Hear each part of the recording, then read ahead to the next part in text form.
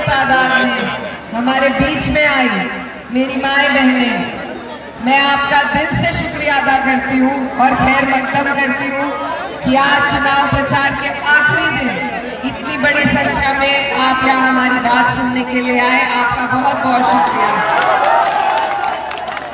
मंच पर उपस्थित संजय यादव जी, कैबिनेट मिनिस्टर, और आपके बहुत ही जोशीले और बहुत युवा प्रत्याशी रजनीश भारती जी, जिनका चुनाव चिन्ह क्या है? मंचासी हमारी राबिया खातून जी, एमडी मुखू जी, नाज़मी नाज जी, रहनुमा खातून जी, मुफ्ती साद साहब, हसन अली साहब, मुकर्रम अली खान साहब और बादशाह खान साहब, देवेंद्र यादव जी, इनके साथ साथ और जितने भी जिम्मेदार यहाँ पर मौजूद हैं, मैं सभी का शुक्रिया अदा करती हूँ।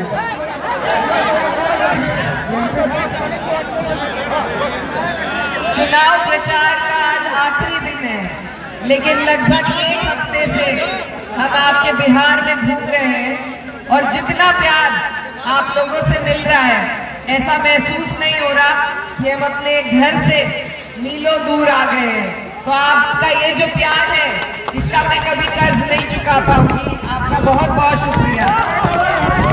क्योंकि समय थोड़ा कम है, आज आखिरी दिन है प्रचार का, तो जल्दी जल्दी जरूरी बात आपसे कहना चाहती हूँ। ये जो आपका चुनाव है, ये बहुत जरूरी चुनाव है। इस चुनाव पर पूरे देश की नजर टिकी है और ये कोई विधायक बनाने का चुनाव नहीं है, ये मुख्यमंत्री बनाने का चुनाव है, अपनी सरकार बनाने का चुनाव है। तो आप सब जो यहाँ पर मौजूद हैं, प्रत्याशी बहुत है, लिस्ट बहुत लंबी है, लेकिन आपको चुनना एक है और वो ऐसा होना चाहिए जो जीत सके और जो मुख्यमंत्री बना सके। मेरी आपसे यही गुजारिश है कि आप प्रत्याशी भी ना देखें, आप मुख्यमंत्री का चेहरा देखें। मुख्यमंत्री का चेहरा कौन है? तेजस्वी यादव। तेजस्वी यादव जी। तो हम सभी लोग उनके लिए यहाँ पर आए हैं। आज उनका जन्मदिन भी है और मैं एक बहन बेटी होने के नाते से आपसे गुजारिश करती हूँ कि जन्मदिन का उपहार अगर आप उन्हें तोहफा कोई दे सकते हैं तो वो अपना ये बेशकीमती वोट, आने वाली 11 तारीख, 2 ही दिन रह गए हैं, उनका निशान है लालटेन छाप। और इतने युवा आपके प्रत्याशी यहाँ पर हैं जिन्होंने ये वादा किया है कि अपने हर महीने की तनख्वाह ये गरीब बच्चों की पढ़ाई के लिए दान करने का काम करेंगे। इस बात पे इन्हें लेटा लिया। किसी भी समाज के लिए, किसी भी समाज को आगे बढ़ाने के लिए युवाओं की जरूरत होती है और हमारे जितने भी युवा भाई यहाँ खड़े हैं जो रोजगार के लिए परेशान हैं, उनके पास ये सुनहरा अवसर है कि युवा मुख्यमंत्री और युवा प्रत्याशी से मिलने जा रहा है। तो संघर्षों के साए में इतिहास हमारा पलता है, जिस ओर जवानी चलती है उस ओर जमाना चलता है। ये चुनाव आप सबके लिए, हम सबके लिए बहुत जरूरी है। मैं उत्तर प्रदेश से आपके बीच आई हूँ और आपको सिर्फ वहाँ के हालात बताने के लिए आई हूँ कि वहाँ जो जुल्म और जास्ती हम लोगों के ऊपर हो रही है, जिस सरकार जो 10 साल से सरकार हमारे ऊपर तानाशाही कर रही है, वहाँ का जो हाल है, उस हाल से मैं आपको आगाह करने आई हूँ कि कई आपसी मतभेदों में, छोटी छोटी आपसी लड़ाइयों में हमारे ऊपर ऐसे लोग सत्ता पे काबिज हो जाएं जो आपका हाल वही कर दे जो हमारा उत्तर प्रदेश वालों का हो रहा है। हमें वहाँ अपना रोजगार चलाने की इजाजत नहीं है। कोई जबान खोलता है, उस पर झूठे मुकदमे लगाए जाते हैं, फेक एनकाउंटर किए जा रहे हैं, यहाँ तक भी कि हम अपनी ईद की नमाज भी चैन से नहीं पढ़ सकते। तो ये जो सरकार है भाजपा की, आज वही हमारे मुख्यमंत्री यहाँ आके आप लोगों को घुसपैठिया कह रहे हैं, आप लोगों को आपके ऊपर SIR थोपी जा रही है। ये भाजपा की सरकार अगर इस बार बिहार में जीत गई तो अब वो कभी नीतीश जी को मुख्यमंत्री नहीं बनाएंगे, अब वो अपना मुख्यमंत्री बनाएंगे और जो हाल उत्तर प्रदेश में उन्होंने कर रखा है वही योजना उनकी यहाँ करने की है। तो ये लड़ाई ये लड़ाई बहुत कीमती लड़ाई है। आप सिर्फ बिहार के लिए लड़ाई नहीं लड़ रहे, आप पूरे हिंदुस्तान की लड़ाई लड़ने का काम कर रहे हैं। आप संविधान की लड़ाई का काम कर रहे हैं, आप संविधान की लड़ाई लड़ने का काम कर रहे हैं। ये भाजपा की सरकार जो नफरत फैलाने का काम करती है, उसको अगर जवाब दिया जा सकता है तो उसकी जड़ें कमजोर कर कर उसके खिलाफ वोट देकर ही हम जवाब दे सकते हैं। लाठी डंडे से हम नहीं लड़ सकते। आप हमसे पूछिए, उत्तर प्रदेश के जो लोग हैं वो एक एक दिन गिन रहे हैं कि कब हमारे पास ये मौका आएगा कि हम इस भाजपा की सरकार को जवाब देने का काम करेंगे। लेकिन मेरे जो बिहार के भाई हैं, बहनें हैं, आपके पास ये मौका हमसे पहले आया है और हम सबकी उम्मीदें, यकीन मानिए इस देश के लाखों करोड़ों लोगों की उम्मीदें आपके साथ जुड़ी हुई है।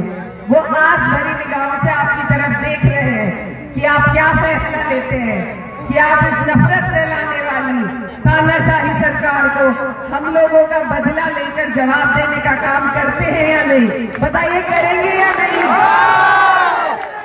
मैं ये भी आपसे कहना चाहती हूँ कि किसी एक विधायक के जीतने से बदलाव नहीं आ सकता। जब तक हम सरकार नहीं बदलेंगे तब तक माहौल नहीं बदलने वाला। तो माहौल बदलने के लिए जरूरी क्या है कि हम अपनी सरकार बनाएं। और सरकार कौन बना रहे हैं बताइए? तेजस्वी यादव जी बनाने जा रहे हैं। तो आप सीधा सीधा अपने प्रत्याशी के माध्यम से मुख्यमंत्री से जुड़ने जा रहे हैं। और इससे बड़ी जीत आपके लिए, हमारे लिए, इस देश के हर अमन पसंद हिंदुस्तानी के लिए नहीं हो सकती। और ये भी मैं आपसे कहना चाहती हूँ कि कोई भी लड़ाई हम अकेले नहीं जीत सकते। हमें जरूरी है कि हम सब 36 बिरादरी, सर्व समाज को साथ लेकर चले, एक दूसरे की ढाल बने, तभी हम आगे बढ़ सकते हैं। जब वक्फ का कानून लाया गया तो सिर्फ 24 सांसद मुसलमान थे, लेकिन 208 लोग जो हमारे साथ खड़े हुए थे कंधे से कंधा मिलाकर, वो सभी हमारे हिंदू भाई थे। यही हमारे देश की खूबसूरती है, ये भाईचारा, ये गंगा जमुनी तहजीब, इसी की हमें हिफाजत करनी है। और इसकी हिफाजत के लिए हमें अपना एक एक वोट सही जगह पर देने का काम करना है। जो लोग नफरत फैला रहे हैं उनका जवाब हम अपने प्यार से, अपने भाईचारे से दे सकते हैं। याद कीजिए, जब अंग्रेज हम पर राज करते थे वो भी इसी तरह फूट डालकर राजनीति करते थे। ये भाजपा वाले नए दौर के अंग्रेज हैं, ये भी फूट डालकर राजनीति करने का काम कर रहे हैं। तो इनको हमें जवाब देना है। जब हिंदू मुस्लिम भाई एक हो गए थे तो अंग्रेजों को हमने यहाँ से भगाया था, इसी तरह भाजपा की सरकार को हमें भगाना है। बताइए, भगाएंगे? अपना एक एक वोट, ये आज आपके पास ये अधिकार है, कल की कोई गारंटी नहीं कि ये अधिकार आपके पास छोड़ेंगे या नहीं। इन्होंने अपना प्रोपेगेंडा शुरू कर दिया है, SIR लगाकर आप पर। आप किस किस चीजों का सबूत देंगे? आप दे सकते हैं अपने पूर्वजों का सबूत कि वो इसी मिट्टी में शामिल है, कि उनका खून इसी मिट्टी में शामिल है।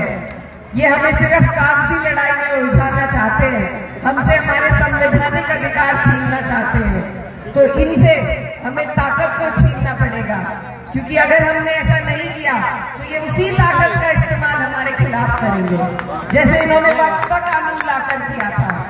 आगे पता नहीं क्या क्या हमारे साथ ये करने जा रहे हैं। तो हम लोग जो पूरे हिंदुस्तान भर में आपकी तरफ देख रहे हैं, आपसे ये उम्मीद कर रहे हैं कि हमारे भाई यहाँ पर इस उत्पीड़न का, इस अत्याचार का, इस जुल्म का बदला अपने वोट से जरूर लेंगे। इस बार अगर चूक हो गई तो बहुत लंबा पछताना पड़ेगा। मेरे बहुत सारे युवा भाई यहाँ पर खड़े हैं जो रोजगार के लिए उत्तर प्रदेश भी जाते हैं। एक बार उनसे वहां का हाल मालूम कीजिए। हमें वहां घुट घुट के जीने पर मजबूर किया जा रहा है। अगर हमारा पड़ोस का बिहार हमारे लिए बदला नहीं लेगा, हमारे लिए खड़ा नहीं होगा, तो कौन होगा बताइए? तो मैं बहुत दूर से आपकी बहन, आपकी बेटी आपके बीच में चलकर आई हूँ कि अपना एक एक वोट आप लोग इकट्ठा कर, एकजुट कर एक प्रत्याशी को दीजिए। जो मुख्यमंत्री के प्रत्याशी है, जो सीधा सीधा आपको सिर्फ मुख्यमंत्री की तरफ देखना है। वोट अगर इधर उधर हम सब जगह अपना बिखेर देंगे तो उससे कौन जीतेगा? उससे भाजपा ही जीतेगी। तो मेरी आपसे गुजारिश है, इल्तिजा है कि अपना एक एक वोट एक मुश्त कर कर आप अपने युवा प्रत्याशी रजनीश यादव जी को देने का काम कीजिए। ये आपकी नहीं, ये सिर्फ आपकी नहीं, हम सब की जीत होगी। जो दुखी है इस सरकार से, इस सरकार के उत्पीड़न से, और यकीन मानिए आप यहाँ बटन दबाएंगे, यहाँ इस सरकार को हराएंगे और इनके ऊपर तक चढ़े हिलने का काम होगी। तो ये बहुत बड़ा काम आप करने जा रहे हैं, बताइए करेंगे या नहीं? मेरी यही आपसे गुजारिश है। और मेरी जो माए बहनें बड़ी संख्या में यहाँ मुझे सुनने के लिए आई थी, उनसे भी मैं कहना चाहती हूँ कि आपके पास मौका है कि आप अपनी सरकार बदलकर अपने भाइयों को, अपने बेटों को रोजगार के लिए यही अपने करीब अगर रख सकती हैं तो एक नई सरकार बनाकर रख सकती है। आप लोगों के लिए बड़ी अच्छी योजना बनाई गई है। तेजस्वी जी कल कहकर गए कि हर महीने 2500 रुपए वो महिलाओं को देने का काम करेंगे। और यही नहीं, 2500 12 महीने में 30,000 होते हैं, और आने वाली 14 जनवरी को आपके अकाउंट में 30,000 सीधे सीधे पहुंचने का काम होगा। ऐसा उनका वादा है। ये बहुत बड़ा काम हमारी महिलाओं के लिए, माँ बहनों के लिए हो रहा है। और मुझे ये भी सुनने में आया कि कुछ लोग वोट खरीदने की कोशिश कर रहे हैं। तो मेरी माए बहनें, आप उन्हें जवाब दीजिए कि हम ईमान के लोग हैं, हमारा ज़मीर जिंदा है, वोट के लिए बिकते नहीं है, हम नहीं बिकेंगे। हम अपनी आने वाली नस्लों के लिए, उनकी तरक्की के लिए वोट देंगे। आज हम इस देश में ऐसे हाशिए पे खड़े हैं कि अगर हमने बदलाव नहीं किया तो हमारे जो आने वाली नस्लें हैं वो हमसे सवाल करेंगी। तो इसीलिए आपसे मेरी गुजारिश है कि आप बहुत बड़ा काम करने जा रहे हैं इस चुनाव के माध्यम से। बस बहुत सूझबूझ कर चुपचाप आपको लालटेन छाप वोट देने का, कोई और तरीका नहीं है बदलाव का, कोई और तरीका नहीं है इनसे लड़ने का। तो आने वाली 11 तारीख है और मैं आपसे गुजारिश करती हूँ, मैं आपकी बहन बेटी हूँ, आपसे गुहार लगाने के साथ साथ उम्मीद लेने के लिए आई हूँ कि आप यहाँ पर भाजपा को हराएंगे और अगले साल जब हमारे यहाँ चुनाव होगा तो हम आपकी मिसाल लेकर उत्तर प्रदेश से भी भाजपा को हराने का काम करेंगे। जब हरियाणा में हम नहीं हरा पाए भाजपा को, जब महाराष्ट्र में जो काम नहीं हो पाया तो हमारे बहुत हौसले टूटे। मुझे लगता है आपके भी टूटे होंगे, बताइए टूटे थे या नहीं? तो आप ये समझिए कि लाखों करोड़ों लोग हिंदुस्तान के आपकी तरफ देख रहे हैं कि आप उन्हें हौसला देने का, हिम्मत देने का काम करेंगे। तो आप पे बड़ी जिम्मेदारी है। मैं बड़ी दूर से, बड़ी उम्मीदों से आपके बीच आई हूँ कि आप इस बात का मान रखेंगे या नहीं? तो वादा करूँ मैं इनसे एक एक वोट आपका इन्हें मिलेगा।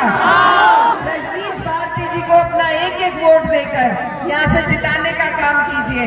और मैं कैराना से आई हूँ, आपको वहाँ के एक बहुत बड़े हमारे शायर थे, उनका शेर आपके बीच में छोड़कर जाना चाहती हूँ कि ये जब्र भी देखा है तारीख की नजरों ने, ये जब्र भी देखा है तारीख की नजरों ने, लम्हों ने खता की थी, सदियों ने सजा पाई। तो मेरे भाइयों, खता ना हो, गलती ना हो, चूक ना हो, अपना एक एक वोट उस प्रत्याशी को जो सरकार बनाने जा रहे हैं देकर इतिहास लिखिए, तस्वीर बदलिए बिहार की और तकदीर बदलिए हिंदुस्तान की। आप सभी का बहुत बहुत शुक्रिया, धन्यवाद। दुआओं की दरख्वास्त है। अल्लाह।